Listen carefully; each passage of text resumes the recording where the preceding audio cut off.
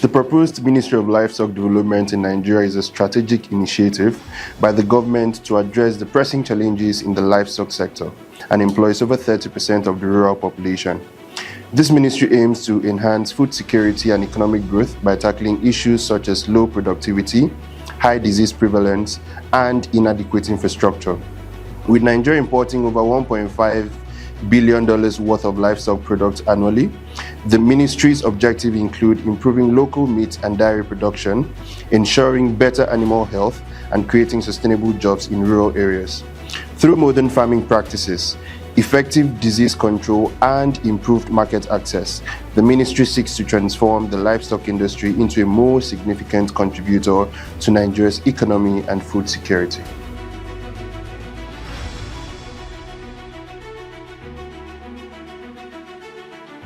Hello everyone, you are welcome to this segment of NUSC TV.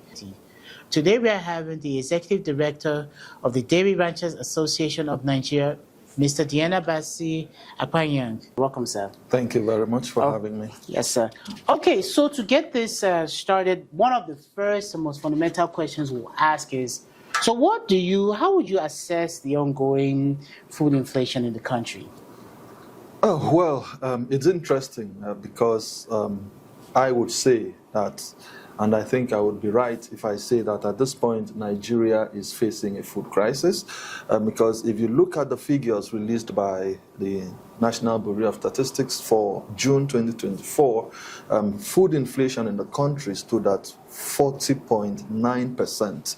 And if you look at that side by side with the prices of staple foods in the market, you would really, anyone would conclude and correctly that we are facing a food crisis. Just a few days ago, I also looked at the statement coming from the National Bureau of Statistics about the increase in prices of food of about 300% between May 2023 and May 2024. And you see that we are talking of staple foods that Nigerians consume normally. We are talking of beans, we are talking of rice, you're talking of yam, you're talking of garri. And if we have this kind of astronomical increase in food prices at a time when the country's economy is facing very serious and challenging headwinds, you can see that household incomes are declining, purchasing power declining, and then the cost of food is shooting off the roof. So we can say very clearly that we are facing a food crisis, and that means that the government has quite a lot to do because we are talking of acute hunger here. We are talking of malnutrition because people just eat at this point just to get by. I spoke with a friend a few days back who said that he just manages to eat once a day, and he tries to eat as heavy a meal as possible just to take him through the day. And this is what is happening in many households in Nigeria.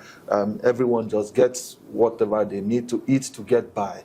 They don't pay attention to the nutritional value of the food they consume. And if this is happening, then we should be thinking of disease. We should be thinking of malnutrition. We should be thinking of this kind of issues, restiveness, insecurity. And we can see this very clearly with the current cholera outbreak in many states of the country. And we can see the ongoing talk about protest and all that. So these are clear evidence that we are facing a food crisis, and it's important for the government to do whatever it has to do at this point to change the course the country is going. Okay, so in view of that, so to combat the current food crisis, as you mentioned, the current administration had proposed setting up a Ministry of Livestock Development. This was done in mind to boost meats and dairy production in Nigeria. Especially, you talked about malnutrition and, the stable foods availability. So now that this has happened with the new ministry, do you feel that this sufficiently addresses the challenges to meet, commercial dairy ranchers and then obviously food insecurity in Nigeria? Well, let me begin by saying that the idea of creating the Ministry of Livestock Development at the federal level is a good one. I believe with other stakeholders in the industry, in the livestock industry, that it's a step in the right direction.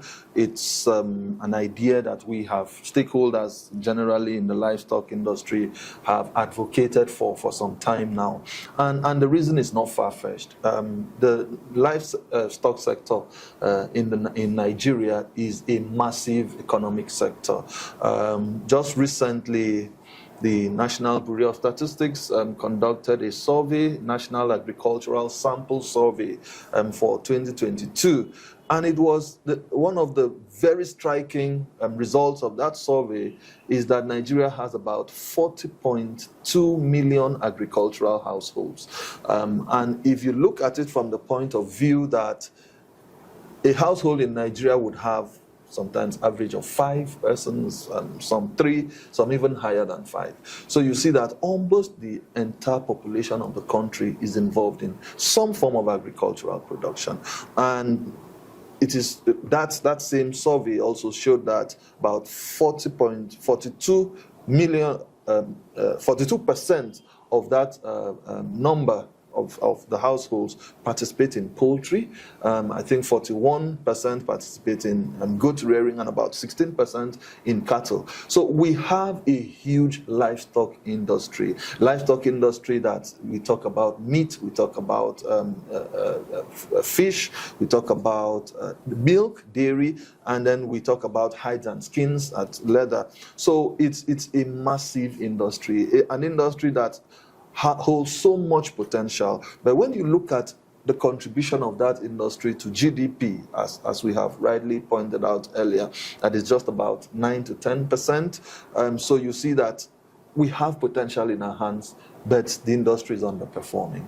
Okay, so just having one department in the Ministry of Agriculture to cater for that kind of massive industry would never be enough. We feel that industry deserves all the attention it can get from the highest levels of leadership in the country. So it's a good idea that we are having a ministry dedicated to livestock development. So we'll have a minister who will have accountabilities to the president to be able to drive the livestock development agenda of the government. So it's a good step. I must put that out. But secondly, however, it's setting up the ministry or creating the ministry is never enough. Someone was telling us the other day that, yes, we have a Ministry of Power, but do we have 24-hour electricity in the country? We have a Ministry of Water Resources, but do we have water all across the country? We have a Ministry of Defense, a Ministry of Interior or Internal Affairs that should be looking at security of lives and property. Are Nigerians secure? So creating a ministry to take care of a particular economic sector is never enough. So we believe that, yes, the government wants to pursue food and nutrition security, but just creating a ministry is just a step. I think that many more things have to be done. That ministry has to have clear mandates, mandates that will speak to bringing down the terrible levels of hunger in the land, mandates that would speak to bringing down the terrible statistics we have with malnutrition, mandates that would speak to increasing the livestock sector's contribution to GDP, and many more. But there has to be clear mandates, and there has to be clear supervision of the ministry to be able to achieve those mandates. So I must really put it out there that creating the ministry is good, but what we do after creating the ministry is what will determine whether Nigeria will continue in this in the current crisis it is in, or whether it will move itself out and really achieve food and nutrition security. So I also have to speak to the quality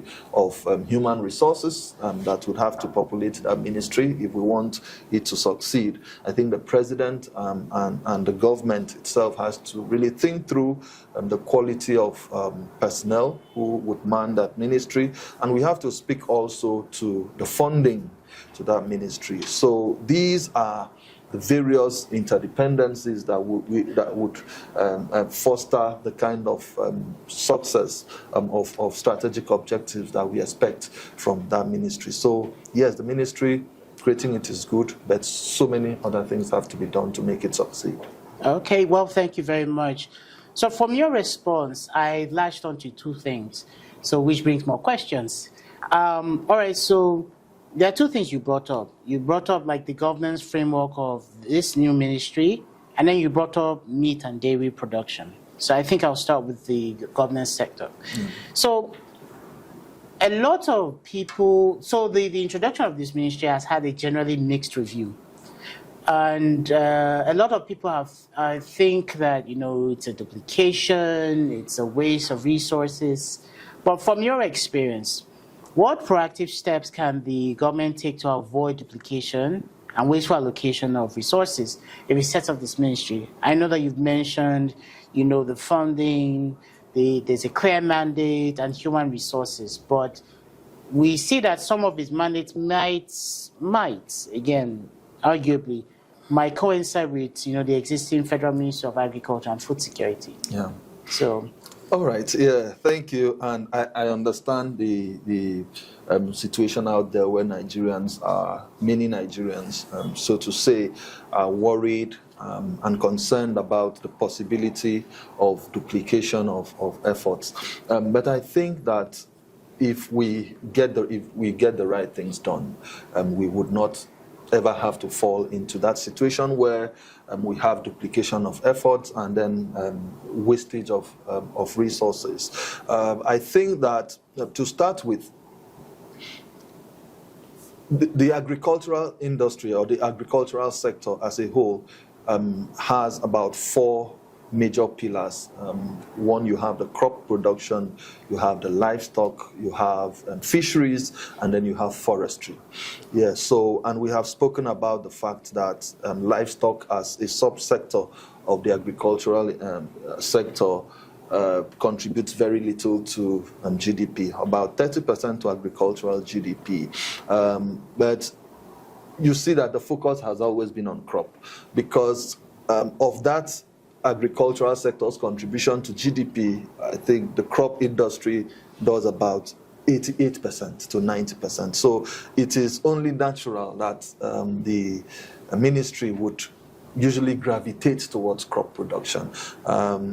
If you also see the survey I mentioned earlier, about 91% of those agricultural households participate in crop production. So crop production is a massive subsector within the agricultural space or ecosystem. But the fact is that the livestock sector is equally huge. It's massive. And because of the enormous nature of the livestock industry, it has its own peculiar challenges, it has its own peculiar opportunities that I think that if we focus on, there would be no need to duplicate efforts. There are issues in the dairy industry, there are issues in the poultry industry, there's issue with feed and fodder, animal feed, there's issue with pasture production, there's issues with cold chain facility, logistics, and there's so much farming inputs, there's so much around the livestock sector that would certainly take the attention of the ministry away from things that are affecting other aspects of the value chain. Yes, so for me, I think that for us to be able to avoid any form of duplication, we would be looking at, as I said earlier, having clear mandates for this ministry and clear deliverables for the minister. So when we say we have a ministry, what is the ministry going to achieve in the near term, in the medium term, and in the long term? These mandates should be made clear. The deliverables for each minister, for the permanent secretary, for whoever will man those that ministry has to be very clear. And that is the first thing we need to talk about. Then secondly, I also believe that a multi-stakeholder group or platform involving some members of the private sector, some pressure groups and economic sector groups like even the NESG should be created to participate in the governance of that ministry. What that would do is that multi-stakeholder group would be able to provide guidance, because these are people who are already working in the livestock sector, the ones who are wearing the shoe and they know where it pinches. So they should be able to serve as a soundboard for the minister and the leadership of the ministry to say that this is where it bites the most, allocate resources to this place. So with that kind of stakeholder group to provide guidance to the ministry, I don't think the ministry would go doing something that is not within their mandate. And I also need to put this out there early enough, because right now the ministry has not taken off, that at the very beginning we should create that ministry, that's my third point now, we should create that ministry to be data driven. And that is very, very important for us to be able to streamline activities. We must work with data, and the ministry has a great opportunity now to take off on the right pedestal. So we have seen the issues with many government parastatals of basically flying blind. Data is always an issue in Nigeria, and that's why government officials sometimes make decisions without backing it up with the right data. But I think that we have the opportunity of the new ministry to start on the right pedestal by making that ministry data-driven. For example, we have talked about the huge livestock population we have. If you read literature, you'll find out Nigeria has about over 20 million heads of cattle. But how are we sure that information is correct? When the last livestock census we had in the country was in 1991. And so if we still have the data, if we still work with data that was collected in 1991, are we sure we are making the right decisions when we are intervening in these sectors? So it is an opportunity for that ministry to get data right, conduct a livestock census. And very happily, interestingly, the country is working towards a human population census, I think in November or sometime towards the end of this year. That is a unique opportunity for us to latch on to have a livestock census, because if you want to conduct a separate livestock census now, it will cost you an arm and a leg, and the country is grappling with so much right now that may not look like a priority, but we already have that machinery in place for the livestock, for the population census, and that would be a good opportunity to link it up, integrate the livestock census there, so that we have the right data. So we know that this ministry is working with the right information, and having data would let you know the most important aspects of the industry that require resources, and aspects of the industry that needs you to pull resources from or to reallocate resources to. So if we work with data, I think that we would be able to eliminate any form of duplicity of responsibilities. Okay. So based on what you said, just to repeat, one of the things you talked about was, a clear mandate, good personnel, strong focus on livestock production, clear deliverables, and lastly must be data-driven. Mm-hmm. Well, one of the things that you said that struck me is you talked about ecosystem. You talked about the meat and dairy ecosystem. One of the core ecosystems that we deal with has to do with the cold chain, the support. So my question is that, when you deal with meat, obviously there has to be some kind of storage. Does Nigeria's cold chain logistic ecosystem, does it support in the livestock, value chain? If not, what would you recommend to improve that situation? Okay, thank you very much. That's a very, very great question. And I thank you for bringing that up because it's a major pain point for us in the dairy industry. And I can say very categorically for the agricultural sector as a whole. Cold chain, and when you say cold chain, the first word there is cold. So for you to have that chilling effect on product, you have to talk about electricity. Okay, so do we have the cold chain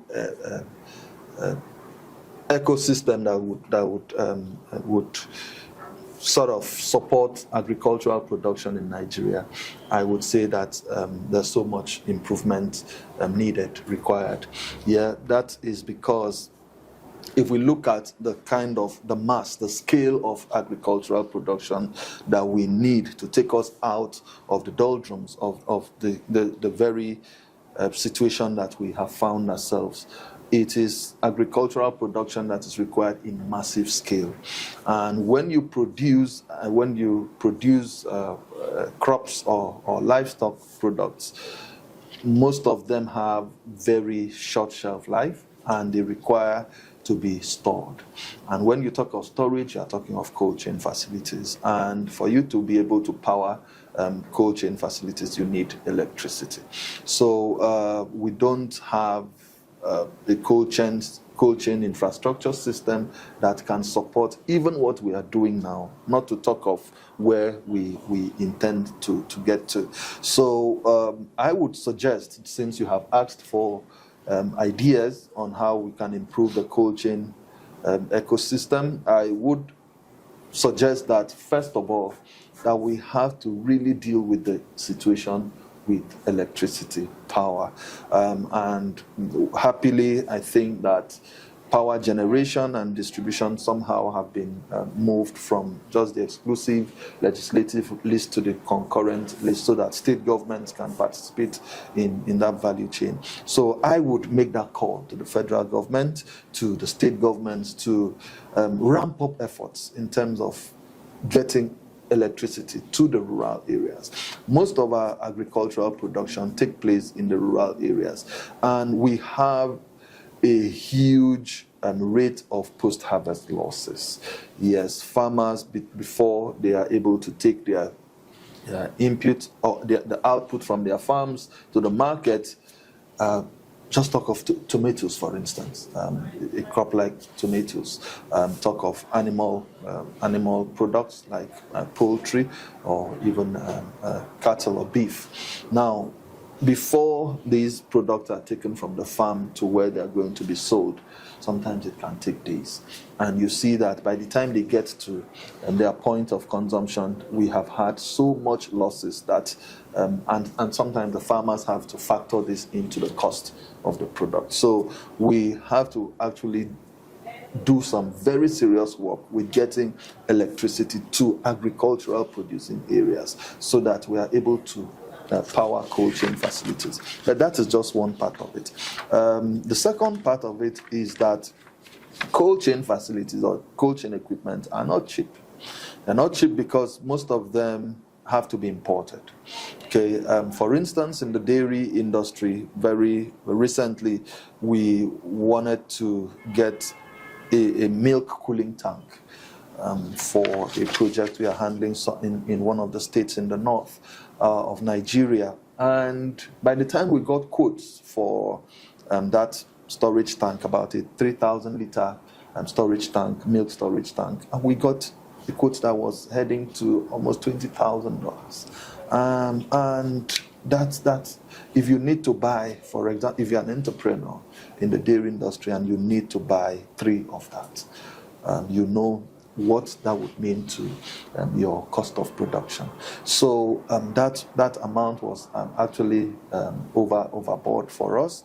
But then we now had to start looking at local alternatives. So we contacted some local fabricators to be able to make that cooling tank for us. Yes, the capacity is there to make the cooling tank locally, but the steel to be able to make that tank for us, stainless steel, is not in the country. So by the time the local fabricators gave us their own quotes for that same tank, it was higher than the amount we would have imported, the almost $20,000 we would have imported, because they were clear that because we are looking for stainless steel, the steel has to be imported because they don't have the steel in Nigeria. So by the time they bring in the steel from abroad, it will make the cost of fabricating the tank locally higher. There are so many things within the business environment that the government really needs to look up to. I was really saddened when I read in the newspapers that the president of Dangote Group had said that they are pulling out of the steel investments they wanted to do in the country. I think the government has to really look at it and go back to Alhaji Aliko Dangote and see how he can be encouraged to set up that steel factory. With what he's doing in petroleum refinery or refining, I think he can also replicate the same in the steel industry.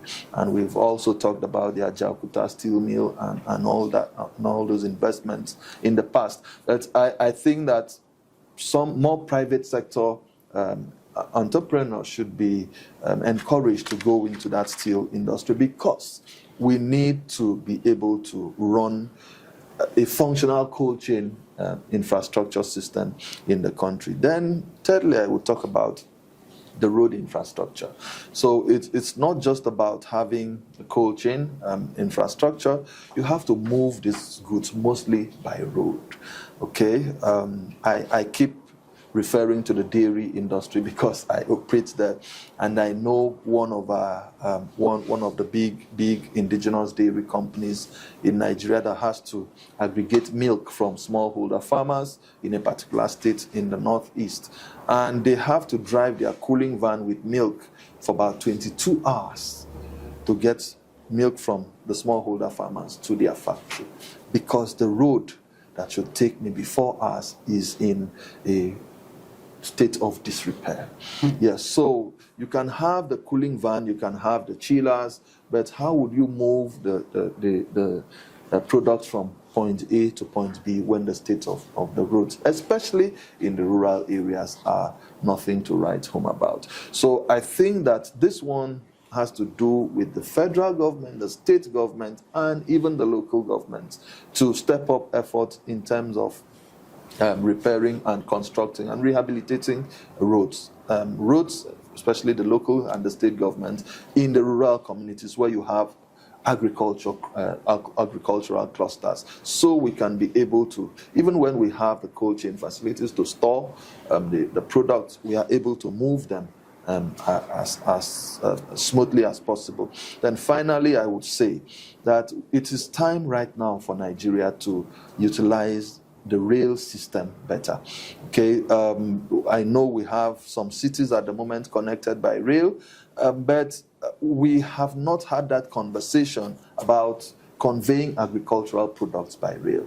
And so we feel that it is important for us to be able to have refrigerated coaches on the train, on the rail tracks, so that, yes, when we carry passengers, human passengers in the daytime, in the evenings or in the night, we can carry agricultural products in refrigerated coaches between cities. We have a functional train system between Abuja and Kaduna and some other places. We can move agricultural products in this rail, within the rail system between cities, and it will bring down the cost of doing this business a lot. So I think that this is an area that the government really needs to look at, and even private sector stakeholders need to really look at, to ensure that we get it right. Because for us in the dairy industry and the livestock sector generally, the midstream segment of the dairy value chain is the most challenging for us. It's the weakest link.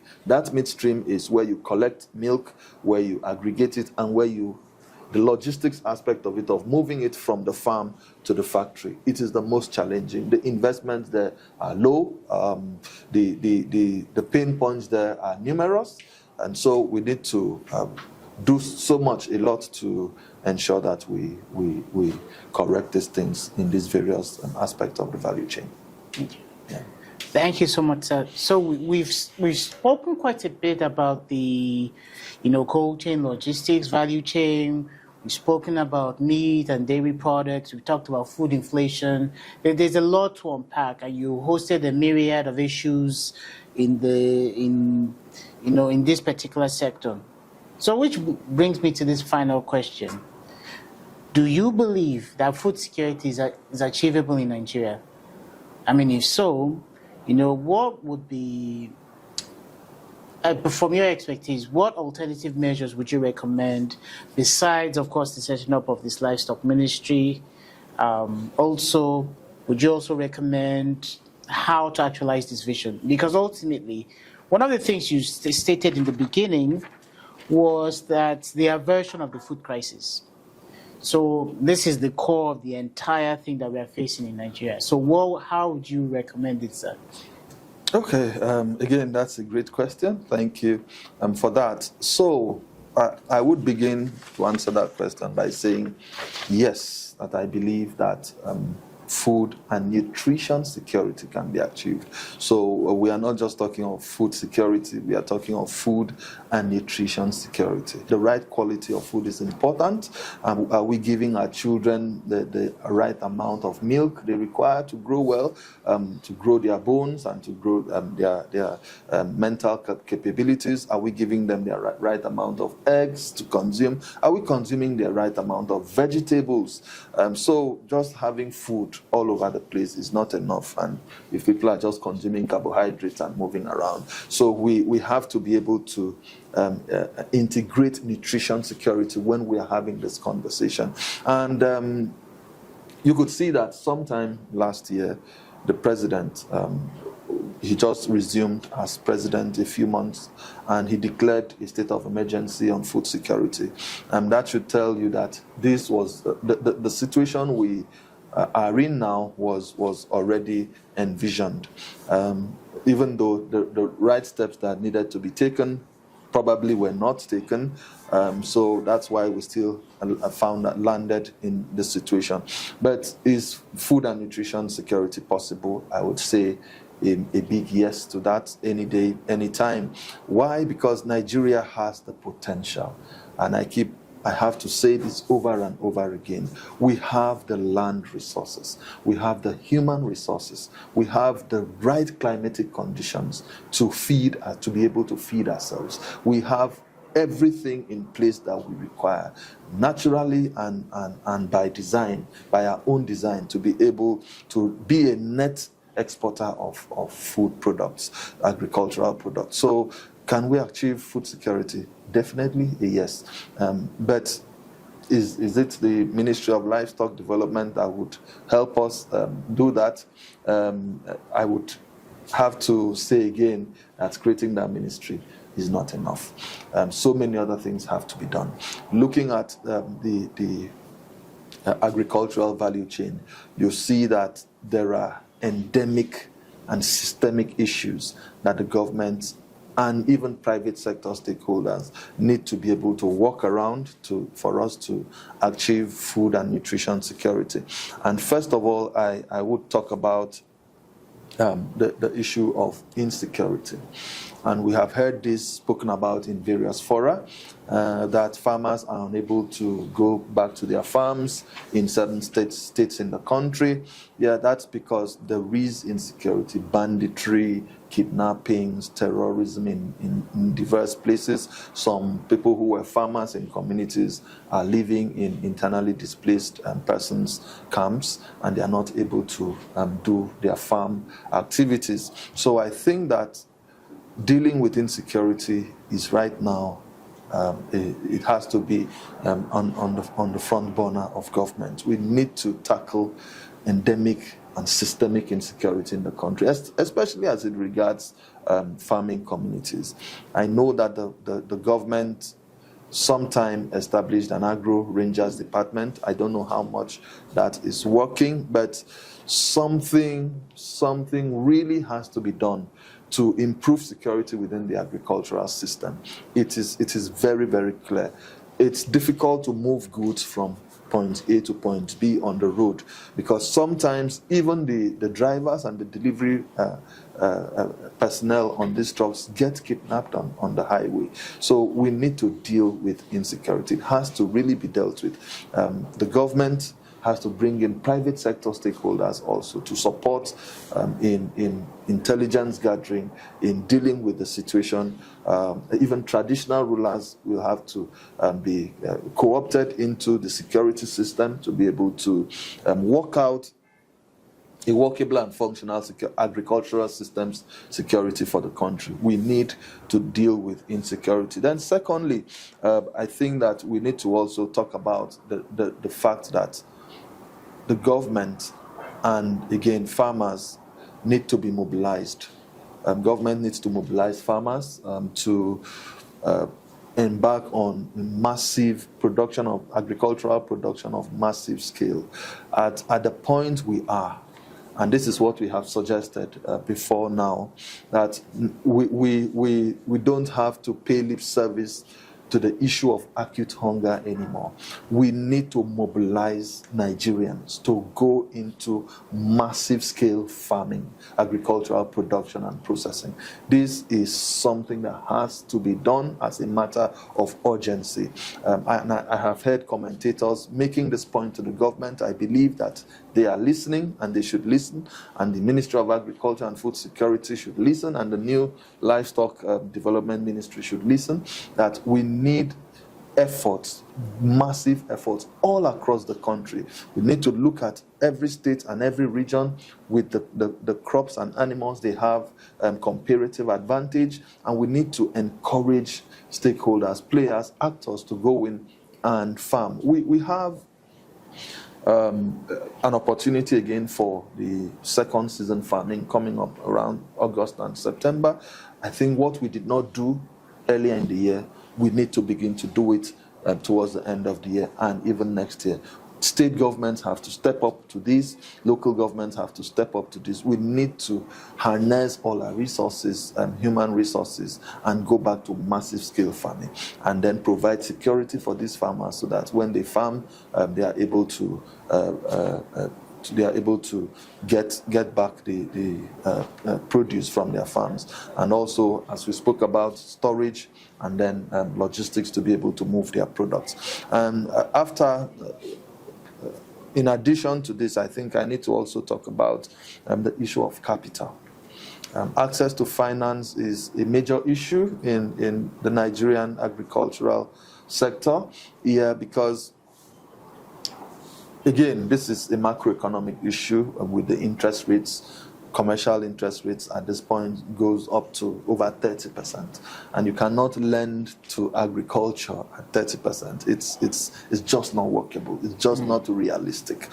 So, and farmers who want to scale production, we've talked about expanding, we've talked about massive agricultural production. Farmers who want to scale, expand their production, would need funding, would need capital to do that. But where will they get it? Even if we say that people should go back to farming and have startups, would they collect loans at 36% to start up an agricultural enterprise, or an agribusiness? That is not just practicable. So government, and because this is a matter of national security now, so the government should actually provide patient capital. And we have the Bank of Agriculture, we have the Bank of Industry, we have the Development Bank of Nigeria. These are development and financing institutions that the government can walk through and provide patient capital to farmers to acquire farm inputs and then go into large-scale production. So if we continue to allow the commercial banks to dominate that space and lend at 36% at tenors of, in fact, you collect the loan at 36% and you are asked to start paying back in 2 months or in 3 months for agricultural produce that would start yielding in a year or 8 months from the time you plant. It's just not realistic. So the government has to do something about access to finance for across the value chain now, the agricultural value chain. And I need to also speak to the fact that infrastructure is very, very critical for us to achieve whatever results we want to achieve in agricultural production and processing. Infrastructure, and I'll pick one to speak about: water, irrigation. Okay, so you'd see that one of the cardinal reasons why the government talked about setting up the Ministry of Livestock Development was to curb the farmer-herders clashes. And if you look at the farmer-herders clashes from the foundational aspect, what exactly, if you ask the question, so what causes the smallholder, the pastoralist as we call them, the smallholder cattle rearer, to move his cows around the place? Number one, he needs the cows to feed. That is the primary objective of having to take the cows around. So he needs the cows to move around to feed, okay, and then to get water to drink. So that is why they move the cows around, and then they encroach on farmland, and then there is a clash, there is conflict. So for us to be able to get these pastoralists and other smallholder cattle dairy producers or beef producers to sedentarize, to stay in one location as we want them. Because for me, I represent the Commercial Dairy Ranchers Association of Nigeria. So we speak to the fact that dairy production has to be done as a business, as a commercial enterprise, and we encourage sedentary dairy production. So if you have cattle, you stay in one location and then do your business around that location. You don't have to move around to open graze to get your cattle to open graze. But for us to be able to sedentarize these farmers or these pastoralists, we need to be able to provide fodder. We need to provide pasture for cattle.